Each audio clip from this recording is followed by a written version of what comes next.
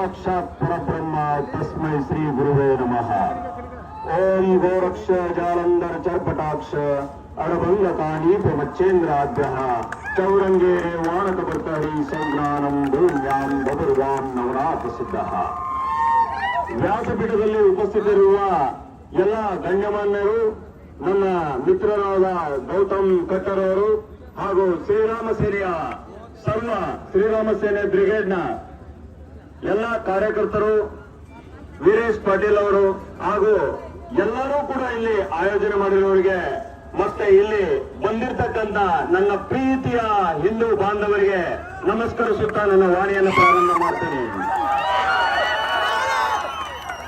ಬಂಧುಗಳೇ, ನಾವು ಗಣಪತಿ ಉತ್ಸವವನ್ನು ಪ್ರಾರಂಭ ಮಾಡಿದ್ದು ಬಾಲಗಂಗಾಧರ ತಿಲಕ್ ಅವರು ನಮ್ಮ ಭಾರತ ಸ್ವತಂತ್ರ ಬರುವ ಮುನ್ನ ಬ್ರಿಟಿಷರನ್ನ ಓಡಿಸ್ಲಿಕ್ಕೋಸ್ಕರ 131 ವರ್ಷ ಸತತವಾಗಿ ನಾವು ಗಣಪತಿ ಉತ್ಸವವನ್ನು ಮಾಡ್ತಾ ಬರ್ತಾ ಇದ್ದೇವೆ. ನಮ್ಮ ಭಾರತ ಸ್ವತಂತ್ರ ಬಂದು 77 ವರ್ಷ ಆಯಿತು ಸ್ನೇಹಿತರೆ. ಆದ್ರೆ ವಿಪರ್ಯಾಸ ನಾನು ಹೇಳಲಿಕ್ಕೆ ಬಯಸ್ತೇನೆ, ಇವತ್ತು ಕೂಡ ನಮ್ಮ ಹಿಂದೂಗಳು ಹಿಂದುತ್ವ ಕಾರ್ಯಗಳನ್ನು ಮಾಡಲಿಕ್ಕೆ ಸ್ವತಂತ್ರರಾಗಿಲ್ಲ ಸ್ನೇಹಿತರೆ. ಕಾರಣ ಯಾಕಂದ್ರೆ ನಮ್ಮ ಈ ದುಷ್ಟ ಸರ್ಕಾರ ಕಾಂಗ್ರೆಸ್ ಸರ್ಕಾರ ಇದೆ. ಕಾರಣ ಈ ದಿನ ಗಮನ ಇಟ್ಟಿಗೆ ಎಲ್ಲರೂ 77 ವರ್ಷ ಸ್ವತಂತ್ರ ಬಂದು ಇಷ್ಟು ವರ್ಷದಲ್ಲೂ ಕೂಡ ನಮ್ಮ ಪರಮಾತ್ಮ ನಮ್ಮ ಗಣಪತಿಯನ್ನ ಯಾರಾದರೂ CRP ತುಕಡಿಯಲ್ಲಿ ಒಯ್ದಾರಂದ್ರೆ ಈ ನೀಚ ಸರ್ಕಾರ ಒಯ್ದರೆ ಸ್ನೇಹಿತರೆ.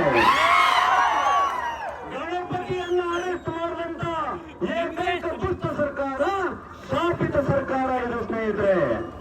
ಬಂಧುಗಳೇ, ಗಣಪತಿಯನ್ನೇ ಅರೆಸ್ಟ್ ಮಾಡಿ ಜೈಲಿಗೆ ಹಾಕಿದಂತ ಸರ್ಕಾರಕ್ಕೆ ನಮ್ಮ ಹಿಂದೂಗಳಿಂದ ಧಿಕ್ಕಾರ ಇದೆ ಸ್ನೇಹಿತರೆ.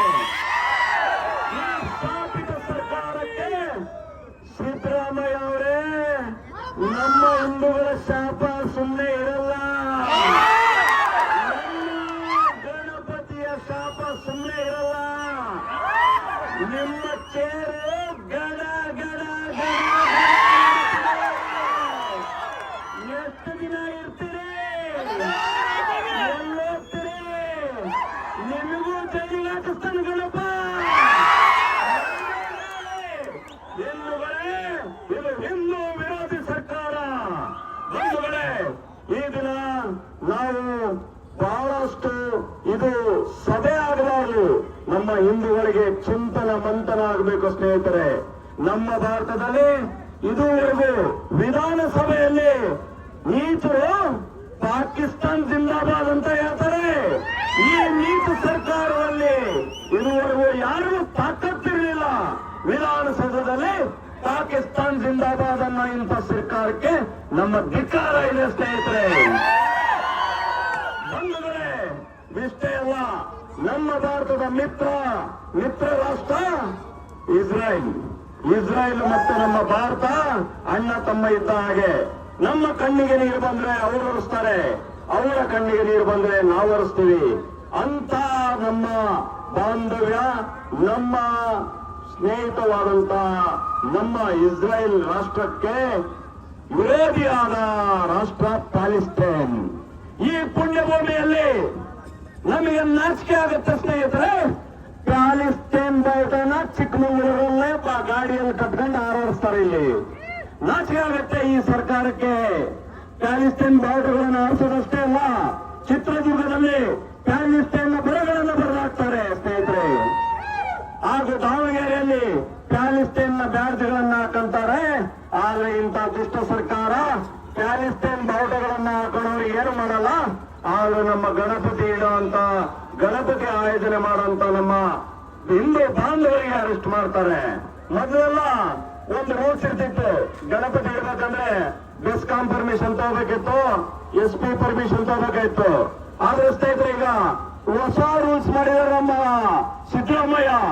ಅದೇನಪ್ಪಾ ಅಂದ್ರೆ ಜೈಲು ಆಮೇಲೆ ಬೇಲು. ಎರಡಕ್ಕೂ ರೆಡಿದ್ದಾರೆ ಹಿಂದೂಗಳು, ಎರಡಕ್ಕೂ ರೆಡಿದ್ದಾರೆ. ಸಿದ್ದರಾಮಯ್ಯ ಅವರೇ, ನೀವು 100 ಸರಿ ಜೈಲಿಗೆ ಕಳಿಸಿ 100 ಬೇಲ್ ತಗೊಂಡು ಹೊರ ಬರ್ತಾರೆ ನಮ್ಮ ಹಿಂದೂಗಳು.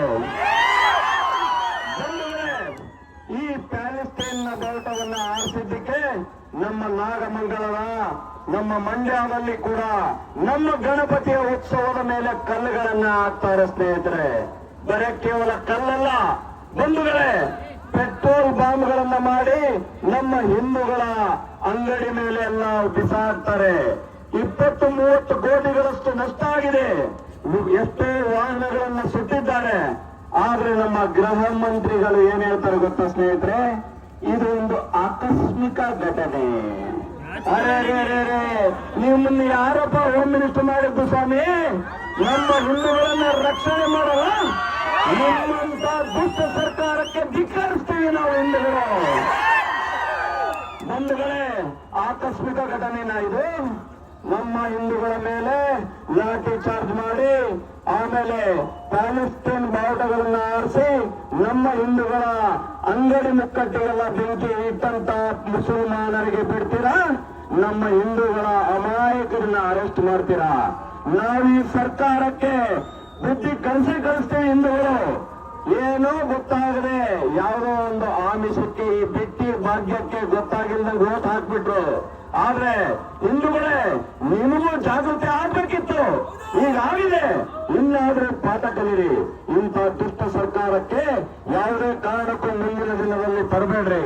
ಅಷ್ಟೇ ಅಲ್ಲ, ಇದೇ ಮಂಡ್ಯದ ಘಟನೆಯನ್ನ ನಾವು ವಿರೋಧಿಸಿ ದಾವಣಗೆರೆಯಲ್ಲಿ ಕೂಡ ನಾವು ಮೋರ್ಚೆ ಮಾಡ್ತೀವಿ. ಆಗ ಒಬ್ಬ ಜಿಹಾದಿ ಮುಸಲ್ಮಾನ ನಮ್ಮ ಹಿಂದೂ ಒಬ್ಬ ಮುಖಂಡರಿಗೆ ಅವರ ತಾಯಿಗೆ ಅಶ್ಲೀಲವಾಗಿ ಬೈದಿದ್ದಕ್ಕೆ ಮತ್ತೆ ನಾವು ಆ ಗಣಪತಿ ಉತ್ಸವಕ್ಕೆ ಹೋಗ್ತೀವಿ. ಆ ಗಣಪತಿ ಉತ್ಸವಕ್ಕೆ ಹೋದಾಗ ಬಂಧುಗಳೇ, ನಾವು ಗಣಪತಿ ಉತ್ಸವಕ್ಕೆ ಚಾಲೆಂಜ್ ಮಾಡ್ತಾರೆ, ನೀವು ಬಂದ್ರೆ ನಾವು ಅಲ್ಲಿ ಕಲ್ಲು ಹಿಡಿತೀವಿ ಅಂತಂದೇಳಿ. ಆದ್ರೂ ಕೂಡ ಆ ಚಾಲೆಂಜಿನ ಸ್ವೀಕಾರ ಮಾಡಿ ಹಿಂದೂಗಳು ಆ ಉತ್ಸವಕ್ಕೆ ಹೋಗ್ತೀವಿ. ಉತ್ಸವ ಮುಗಿಸಿ ಸ್ವಲ್ಪ ದೂರದಲ್ಲಿ ಬರ್ತಿದ್ದಂಗೆ ನನ್ನ ಮೇಲೆ ಕೂಡ ಕಲ್ಲು ತೂರ್ತಾರೆ ಬಂಧುಗಳೇ. ಸ್ವಲ್ಪ ದೂರದಲ್ಲಿ ಕಲ್ಲು ತೋರ್ತಾರೆ. ನಮ್ಮ ದತ್ತ ಭಗವಾನ, ನಾಥ ಭಗವಾನನ ಆಶೀರ್ವಾದದಿಂದ, ನಮ್ಮ ಸದ್ಗುರು ಯೋಗಿ ಧನಂಜಯ ಭಾಯಿ ದೇಸಾಯಿ, ಹಿಂದೂ ರಾಷ್ಟ್ರ ಸೇನೆ ರಾಷ್ಟ್ರೀಯ ಅಧ್ಯಕ್ಷರ ಆಶೀರ್ವಾದದಿಂದ ನಮ್ಮ ಒಂದು ಕೋಲು ಕೂಡ ಅವ್ರು ಕಿತ್ಲಿಕ್ಕೆ ಆಗಲಿಲ್ಲ ಸ್ನೇಹಿತರೆ. 40 ಕಲ್ಲೂರು, ಆದ್ರೆ ನಮ್ಮ ಹಿಂದೂಗಳು ಅಲ್ಲಿ ಕೈ ಕಟ್ಟು ಕೂರ್ಲಿಲ್ಲ ಸ್ನೇಹಿತರೆ. ನಾವು ಕೂಡ ಮೋದಿಜಿಯವರು ಯಾವ ರೀತಿ ಮಾಡ್ತಾರೋ ಆ ರೀತಿ ನಾವು ಸರ್ಜಿಕಲ್ ಸ್ಟ್ರೈಕ್ ಮಾಡಿದ್ವಿ. ಸರ್ಜಿಕಲ್ ಸ್ಟ್ರೈಕ್ ಮಾಡಿ ಸಾವಿರಾರು ಕಲ್ಲುಗಳನ್ನು ನಾವು ಹಾಕಿದ್ವಿ. ಉತ್ತರಕ್ಕೆ ಪ್ರತಿ ಉತ್ತರ ಕೊಟ್ಟಿದ್ದೇವೆ ಸ್ನೇಹಿತರೆ. ಹಿಂದೂಗಳು ನಮ್ಮನ್ನ ಈ ಸಭೆಗೆ ಇದೆ, ನಾವು ಸುಮ್ಮನೆ ಪ್ರೀತಿಯಿಂದ ಇದ್ರೆ ವಿಶ್ವಾಸಕ್ಕೆ ಬರ್ತೀವಿ, ಇಲ್ಲ ಅಂದ್ರೆ ಹಿಂದೂ ಜ್ವಾಲಾಮುಖಿ ಅಂತ ದಾವಣಗೆರೆಯಲ್ಲಿ ನಾವು ಸರಿಯಾಗಿ ಉತ್ತರ ಕೊಟ್ಟಿದ್ದೇವೆ ಬಂಧುಗಳೇ. ಈ ದಿನ ಈ ಪ್ಯಾಲೆಸ್ಟೈನ್ ಬಾವುಟಗಳು ಯಾಕೆ ಹಾರಾಡ್ತಾ ಇದ್ದಾವೆ, ಯಾಕೆ ಈ ಇಸ್ಲಾಮಿಕ್ ಕಲ್ನ ಆಗ್ತಿದ್ದಾವೆ? ದಯಮಾಡಿ ನೀವೆಲ್ಲ ಚಿಂತನೆ ಮಾಡಬೇಕು. ಇದು ಕೇವಲ ಭಾಷಣ ಕೇಳಿ ಮನೆಗೆ ಹೋಗುವಂತ ಕಾರ್ಯಕ್ರಮ ಆಗಬಾರದು. ನಮ್ಮ ಬಿಹಾರ್ನ ಪಾಟ್ನಾದಲ್ಲಿ ನಮ್ಮ ಭಾರತವನ್ನು 2047ರಲ್ಲಿ ಅಂದ್ರೆ ನಮಗೆ ಸ್ವತಂತ್ರ ಬಂದ 100 ವರ್ಷದಲ್ಲಿ ಈ ನಮ್ಮ ಭಾರತವನ್ನ ಗಜ್ವಾಯ ಹಿಂದ್ ಮಾಡ್ಲಿಕ್ಕೆ ಹೊರಟಿದ್ದಾರೆ ಬಂಧುಗಳೇ. ಗಜ್ವಾಯ ಹಿಂದ್ ಆಗ್ಲಿಕ್ಕೆ ನೀವು ಬಿಡ್ತೀರಾ? ಹಿಂದೂಗಳು ಬಿಡ್ತೀರಾ? ಆದ್ರೆ ಅದಕ್ಕೆ ನೀವು ಒಂದು ಕೆಲಸ ಮಾಡಬೇಕು ಬಂಧುಗಳೇ. ನೀವು ಜಾತಿ ಜಾತಿ ಜಾತಿ ಇದು ಮೊದಲಿಗೆ ಬಿಡಬೇಕು. ಜಾತಿ, ವರ್ಣ, ಪ್ರಾಂತ ಇದನ್ನೆಲ್ಲ ಬೇಗ ಬಿಟ್ಟು ನಾವೆಲ್ಲ ಹಿಂದೂ, ನಾವೆಲ್ಲ ಒಂದು ಅಂತ ಬರೀ ಬಾಯಿ ಮಾತಿಗೆ ಹೇಳೋದಲ್ಲ, ನಾವು ಸಂಘಟಿತ ಆಗಿ ಇದಕ್ಕೆ ವಿರೋಧವಾಗಿ ಉತ್ತರ ಕೊಡಬೇಕು ಸ್ನೇಹಿತರೆ. ಇದೇ 2047ರ ಗಜ್ವಾಯ ಹಿಂದೆ ಮಾಡ್ಲಿಕ್ಕೋಸ್ಕರ ಈ PFI ಪುಡಾರಿಗಳು ಇದನ್ನ ಕೂಡ ಬ್ಯಾನ್ ಮಾಡಿರ್ತಾರೆ. NIA ನ್ಯಾಷನಲ್ ಇನ್ವೆಸ್ಟಿಗೇಷನ್ ಏಜೆನ್ಸಿ, ನಮ್ಮ ಭಾರತದಲ್ಲಿ ದೊಡ್ಡ ಏಜೆನ್ಸಿ, ಇದನ್ನ ಬಹಿಷ್ಕಾರ ಮಾಡಿದ್ರು ಕೂಡ ಅದಕ್ಕೆ ರಿವೆಂಜ್ ಆಗಿ ನಮ್ಮ ಹರ್ಷನ ಹತ್ಯೆ ಆಯಿತು, ಪ್ರವೀಣ್ ನೆಟ್ಟಾರಿನ ಹತ್ಯೆ ಆಯಿತು, ಹಾಗೂ ಶಿವ ಉಪ್ಪಾಡಿನ ಹತ್ಯೆ ಆಯಿತು. ಹಿಂದೂಗಳೇ, ಹಲವಾರು ನಮ್ಮ ಹಿಂದೂ ಬಾಂಧವರು ಹತ್ಯೆ ಆಗ್ತಾ ಇದ್ದಾರೆ. ಆದ್ರೆ ನಮಗೆ ಮೀಸಲಾತಿ ಬಗ್ಗೆ ಯೋಚನೆ ಇದೆ. ದಯಮಾಡಿ ಗಮನ ಇಟ್ಟು ಕೇಳಿ ಎಲ್ಲರೂ. ಈ ಮೀಸಲಾತಿ ಹಿಂದೆ ಯಾರು ಬೀಳಬೇಡ್ರಿ ಸ್ನೇಹಿತರೆ. ಮೀಸಲಾತಿ ಬಾಂಗ್ಲಾದೇಶಲ್ಲಿ ಆದಂತ ಒಂದು ಘಟನೆ. ಕೇವಲ ಅಲ್ಲಿ ಪೂರ್ಣ ಬಹುಮತ ಇರತಕ್ಕಂತ ಸರ್ಕಾರ ಇತ್ತು. ಆದ್ರೆ ಕೇವಲ ಮೀಸಲಾತಿಗಾಗಿ ಜಗಳ ಆದಂತ ಅಲ್ಲಿ ಜಗಳ ಸರ್ಕಾರವನ್ನು ಬೀಳಿಸ್ತು. ಅದಾದ ನಂತರ ಅಲ್ಲಿ ಜಗಳವನ್ನು ಮಾಡ್ತಾ ಅಲ್ಪಸಂಖ್ಯಾತರ ಹಿಂದೂಗಳನ್ನ ಹೀನಾಯವಾಗಿ ಕೊಲೆ ಮಾಡಿದ್ರು.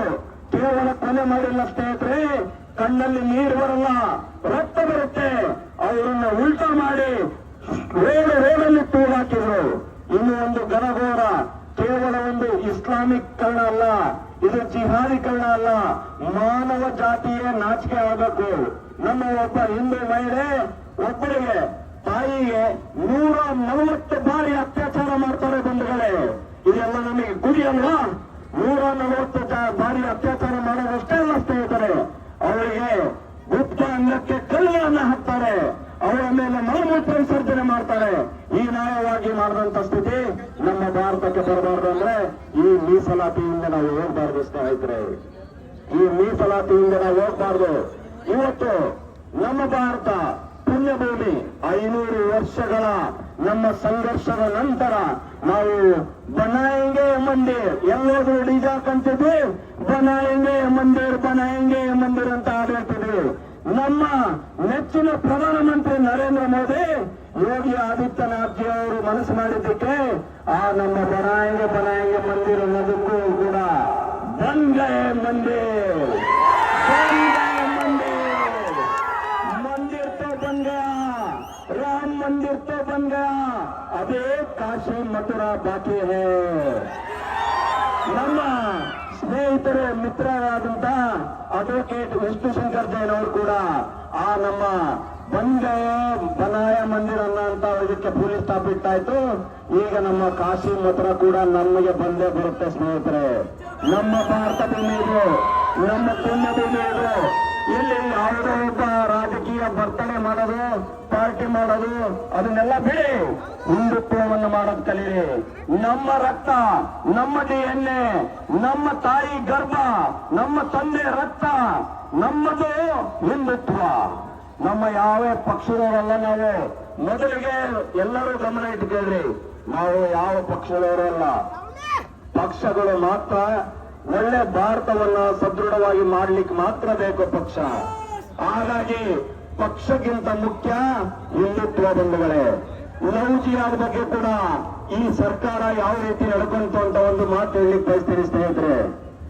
ಅರೆ, ಅವ್ರದೇ ಕಾರ್ಪೊರೇಟರ್ ಮಗಳಿಗೆ ನೇಹಾ ಹಿರೇಮಠ ಅವರಿಗೂ ಕೂಡ ಒಬ್ಬ ಜಿಹಾದಿ ಅವ್ರನ್ನ ಕೊಲೆ ಮಾಡ್ತಾನೆ ಸ್ನೇಹಿತರೆ.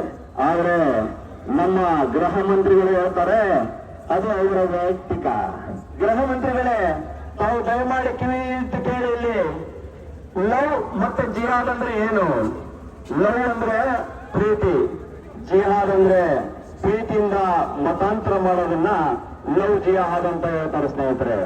ಈ ಲವ್ ಜಿಹಾದ್ ಆದರೂ ಕೂಡ ನಮ್ಮ ಎಲ್ಲಾ ಹಿಂದೂಗಳು ಒಂದಾಗಿ, ನಮ್ಮ ಹಿಂದೂ ಸಂಘಟನೆಗಳು ಒಂದಾಗಿ, ಮಠ ಮಾನ್ಯಗಳು ಒಂದಾಗಿ, ಎಲ್ಲರೂ ಕೂಡ ಒಂದಾದ ಮೇಲೆ ಅವರ ಮೇಲೆ ಆಕ್ಷನ್ ತಗೊಳ್ಳಾಯ್ತು ಸ್ನೇಹಿತರು.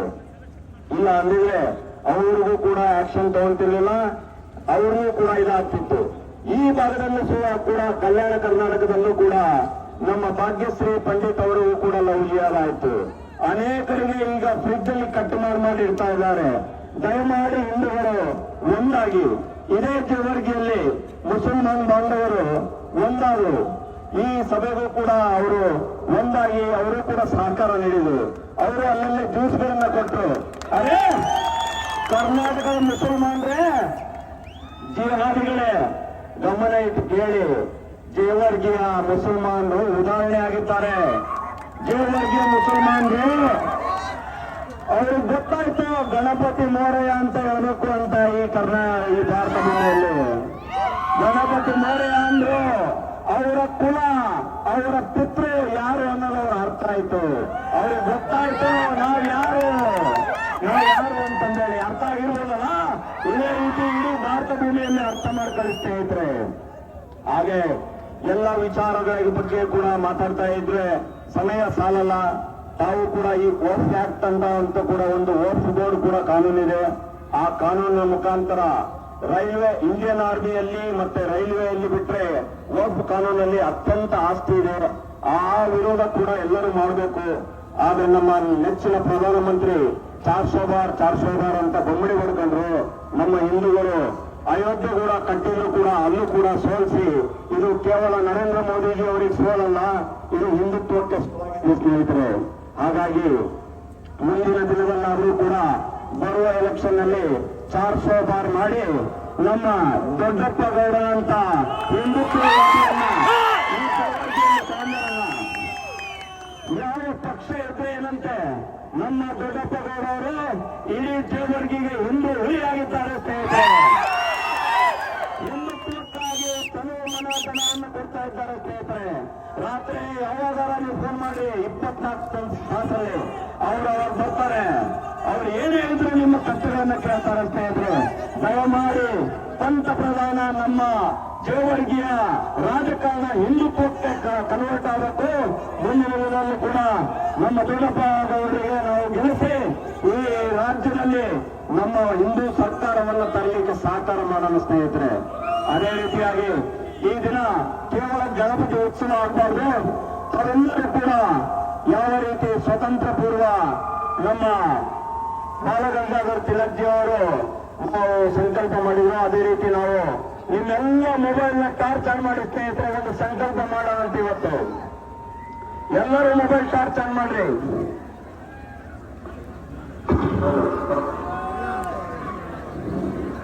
ನಾನು ಹೇಳಿದ್ದನ್ನ ಜೋರಾಗಿ ಎಲ್ಲರೂ ಒಂದು ಕೈಯಲ್ಲಿ ಟಾರ್ಚ್, ಒಂದು ಕೈಯಲ್ಲಿ ಕೈ ಹಿಡಿದು ಹಿಂದೂ ರಾಷ್ಟ್ರ ನನ್ನ ಜನ್ಮಸಿದ್ಧ ಹಕ್ಕು, ಅದನ್ನು ಪಡೆದೇ ಪಡೆಯುತ್ತೇನೆ.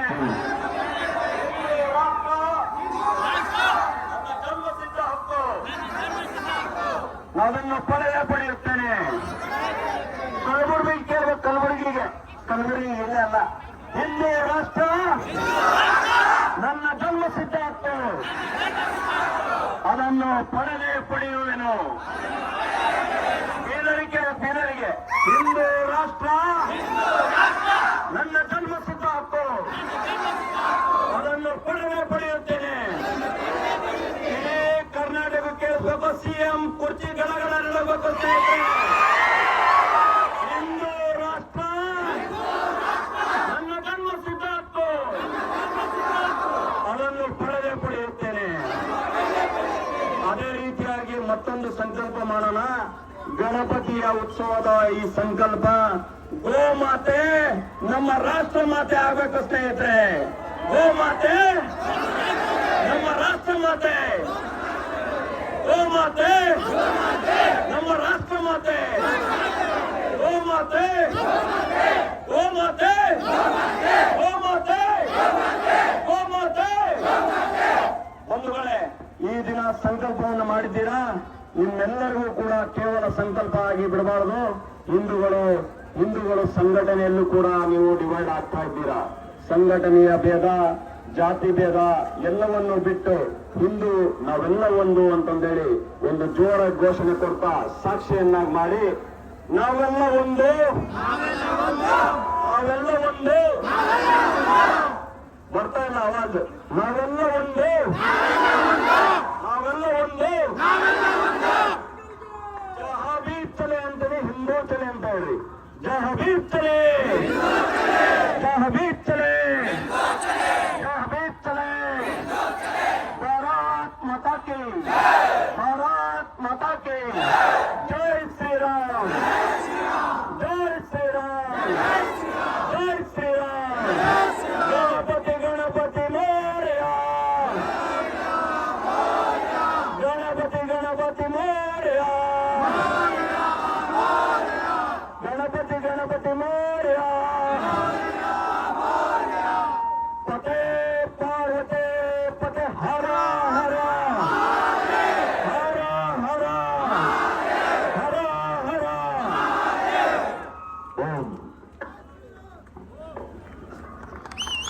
ಬೆಂಕಿಯ ಮಾತುಗಳನ್ನು ಆಡುವುದರ ಜೊತೆಗೆ ಒಳ್ಳೆಯ ಭಾಷಣ ಮಾಡಿರುವಂತಹ ಸಂದೀಪ್ ಕನಿಜಿ ಅವರಿಗೆ ಧನ್ಯವಾದಗಳು.